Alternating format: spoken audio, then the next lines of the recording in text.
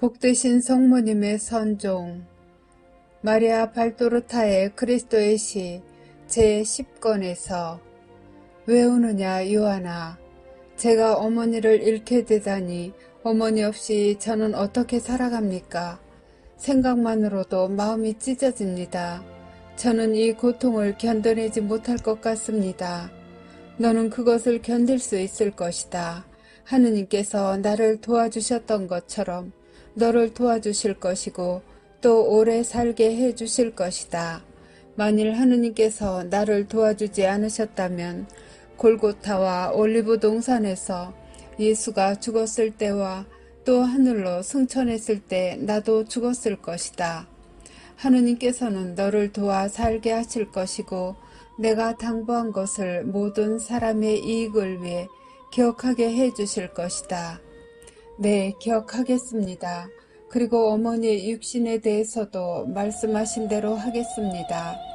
히브리 관습은 그리스도인이신 어머니께는 지극히 깨끗하신 어머니께는 소용이 없다는 것을 압니다. 어머니께서는 육체의 부패를 겪지 않으시리라는 것을 저는 확신합니다. 어머니는 원죄로부터 면제되셨고 은총이 가득하신 분이시라는 것 외에도 은총 자체이신 말씀을 어머니 안에 모신 까닭에 다른 어떤 사람의 육체보다도 신격화 되셨습니다. 그러므로 어머니의 육신은 다른 사람들처럼 육체의 분해와 부패를 겪을 수가 없습니다. 그것은 어머니께 대한 하느님의 마지막 기적이 될 것입니다. 어머니께서는 현재의 모습 그대로 보존되실 것입니다. 그러면 울지 말아라. 성모님은 눈물을 흘리는 사도를 바라보시며 말씀하신다.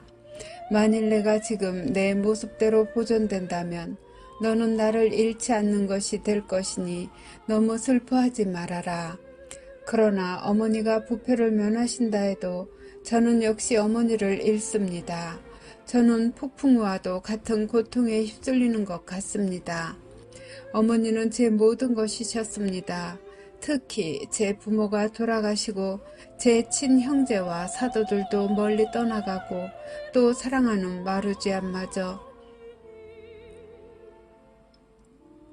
베드로가 데리고 간 뒤로는 더 그렇습니다.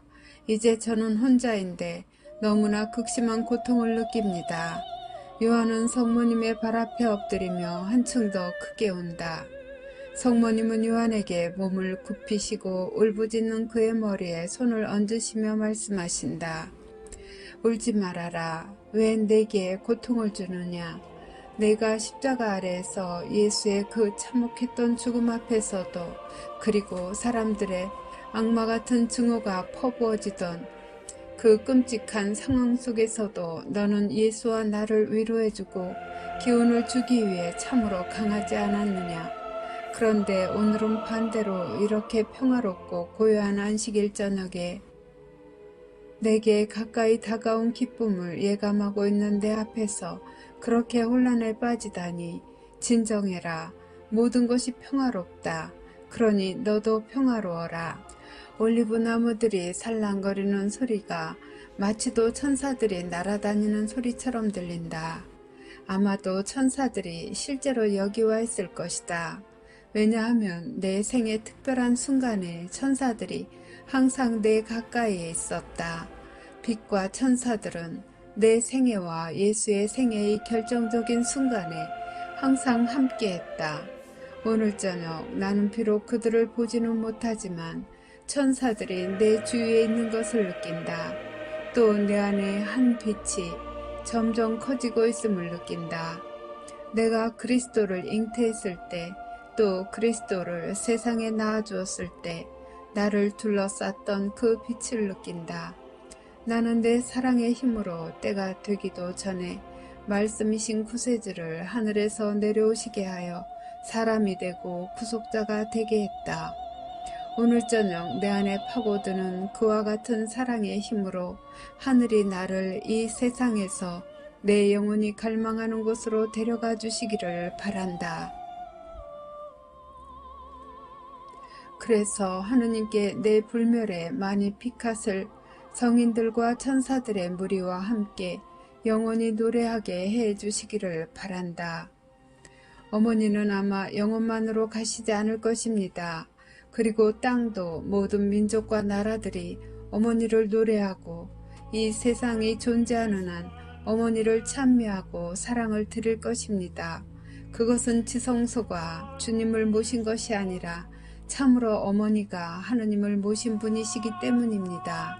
어머니 혼자서 모든 시대를 통틀어 모든 대사제들과 성전의 모든 사제들이 다 합쳐도 드리지 못할 많은 사랑을 하느님께 드리셨습니다. 열렬하고 지극히 깨끗한 사랑을. 이 때문에 하느님께서 어머니를 지극히 복되게 하실 것입니다. 하느님께서는 내 유일한 소원, 오직 하나뿐인 뜻을 채워주실 것이다. 왜냐하면 사랑이 전적일 때에는 인간적으로 생각해서 얻을 수 없을 것처럼 보이는 것도 다 얻어낼 수 있기 때문이다. 요한아, 이것을 기억하고 내 형제들에게 말해 주어라. 사람들은 너희를 거슬러 대항할 것이다. 너희는 갖가지 장애물을 만나고 박해자들에 의한 학살과 가룟 사람 같은 도덕성을 가진 그리스도인들로부터 배교를 당하여 너희 영혼은 위축당할 것이다. 그러나 걱정하지 말아라. 사랑하여라. 너희가 어떻게 사랑하느냐에 비례해서 하느님께서 너희를 도우실 것이다.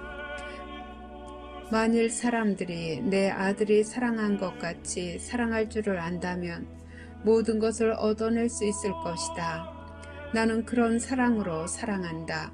마치 내 아들이 고통이 지나쳐서 죽었던 것처럼 나는 사랑이 지나쳐서 죽을 것이다. 자, 이제 내 사랑의 용량은 꽉 찼다. 내 영혼과 육체가 이제는 그것을 내 안에 지닐 수가 없을 만큼 되었다. 그리고 내 아들의 목소리가 마치 내게 이렇게 말하는 것 같다. 오세요. 어서 나오세요.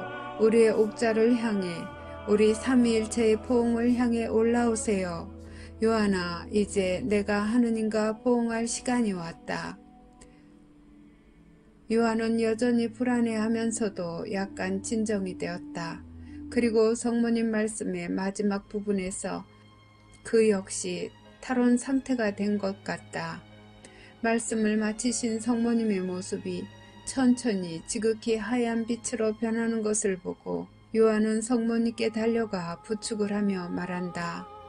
어머니는 예수님이 다볼산 위에서 빛나게 변모하시던 때의 모습과 같으십니다. 어머니의 육체는 달처럼 빛나고 어머니 옷은 아주 하얀 불꽃 앞에 놓인 금강석 판처럼 반짝이십니다. 어머니는 더 이상 사람이 아니십니다. 육체의 무거움과 불투명함은 사라졌습니다. 어머니는 빛이십니다. 예수님께서는 사람이시면서도 하느님이시기 때문에 그때 다볼산 위에서나 또 승천하실 때에도 그분 스스로 움직이셨습니다. 그러나 어머니는 스스로 움직이실 수 없습니다. 이리 오십시오. 제가 어머니를 도와 어머니의 지치고 복되신 육신을 침대에 눕혀드리겠습니다. 쉬십시오. 그리고 지극히 다정하게 침대 곁으로 모시고 가니 성모님은 겉옷도 벗지 않으신 채 초라한 작은 침대에 누우신다. 양팔을 가슴에 십자로 포개고 사랑으로 빛나는 온화한 눈을 감으시며 요한에게 말씀하신다. 나는 하느님 안에 있고 하느님께서 내 안에 계신다. 내가 하느님을 관상하고 그분의 포옹을 느끼는 동안 너는 특히 내게 관련된 시편과 성경들을 읽어다오. 지혜의 성령께서 내게 일러주실 것이다. 그리고 내 아들의 주 기도문과 대천사의 말과 엘리사벳이 내게 한 말을 되풀이해주고 내 찬미의 노래도 바쳐다오. 나는 이 세상에서 아직 내게 남아있는 힘을 가지고 너를 따라 하겠다. 요한은 눈물을 참고 마음을 진정하며 세월이 흐르면서 그리스도의 목소리와 아주 비슷하게 된 매우 아름다운 목소리로 시편 118편을 외우기 시작한다. 성모님은 미소를 지으시며 이렇게 말씀하신다. 마치 내 옆에 예수가 있는 것 같구나. 요한은 시편 118편을 거의 다 읽고 그 다음에는 41편의 처음 3기절과 38편의 처음 8절, 22편과 1편을 바친다. 그런 다음 주 기도문을 외우고 가브리엘 대천사와 엘리사벳의 말을 되풀이하고 토비아의 창가와 집회서 24장 11절부터 34절까지 읽는다. 끝으로 마니피캇을 시작한다. 그러나 마니피캇의 9절에 이르렀을 때 요한은 성모님이 숨을 쉬지 않으신다는 것을 알아차렸다.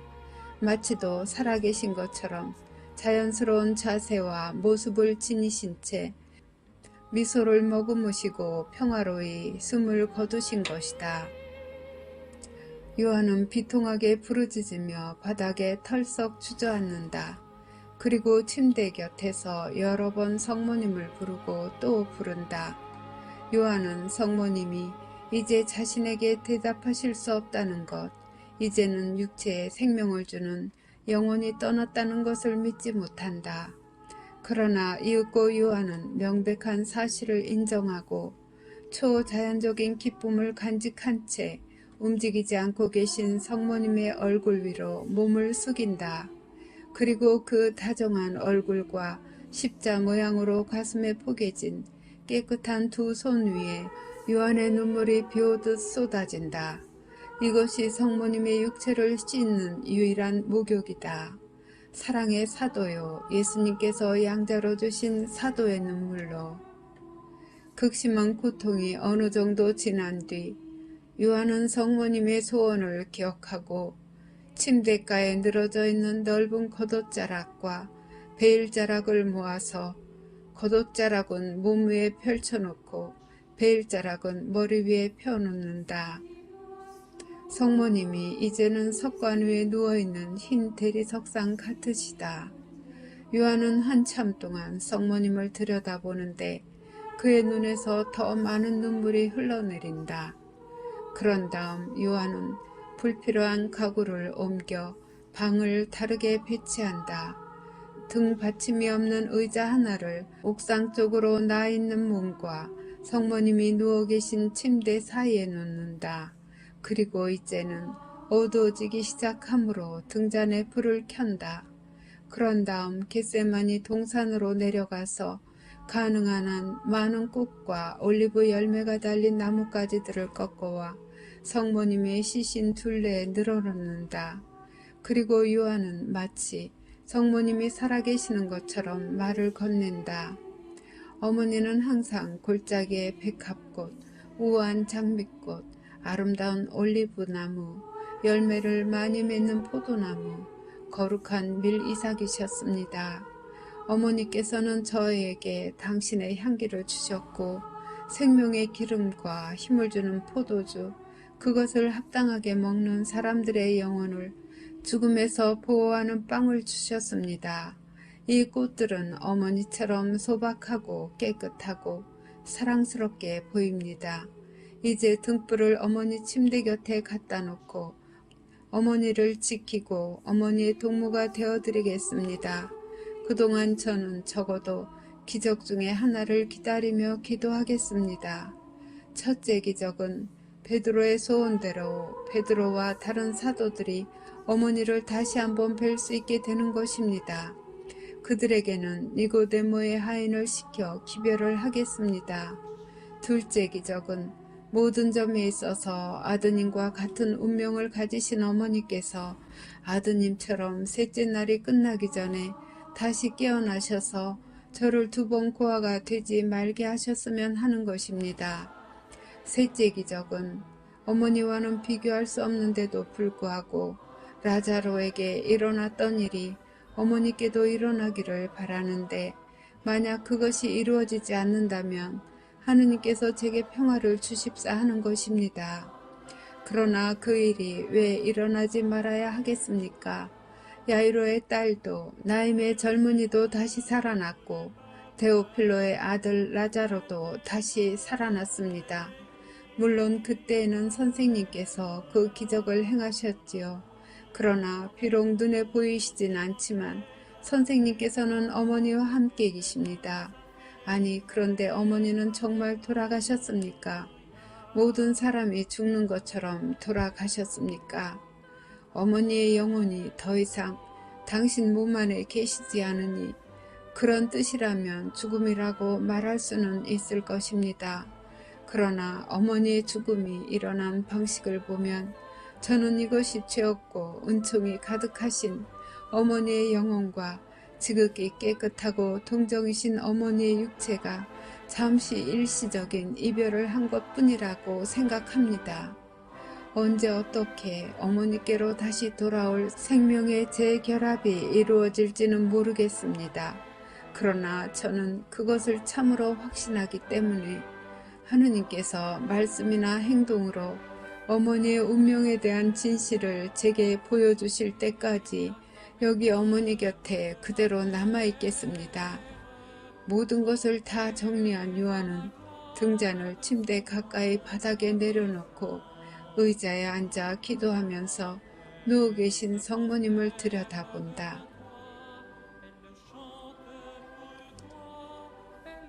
참조 그리스도의 시 제9권 순환에서 예수님이 돌아가시고 승천하셨을 때 성모님의 나이는 50세가량이셨다. 제9권 420조 그리고 성심의 사도 복료 요세파 수녀의 일기 1923년 8월 15일 수요일에 성모님께서는 당신의 나이가 73세였을 때 돌아가셨고 3일째 되는 날 천사들의 무리가 당신의 육체를 천국으로 모셔왔다고 말씀하셨다. 이 두 가지 사실을 통해 성모님께서는 예수님이 승천하신 후 약 23년간 요한과 함께 이 지상에 머무시면서 사도들과 교회를 돌보셨다는 것을 알 수 있다.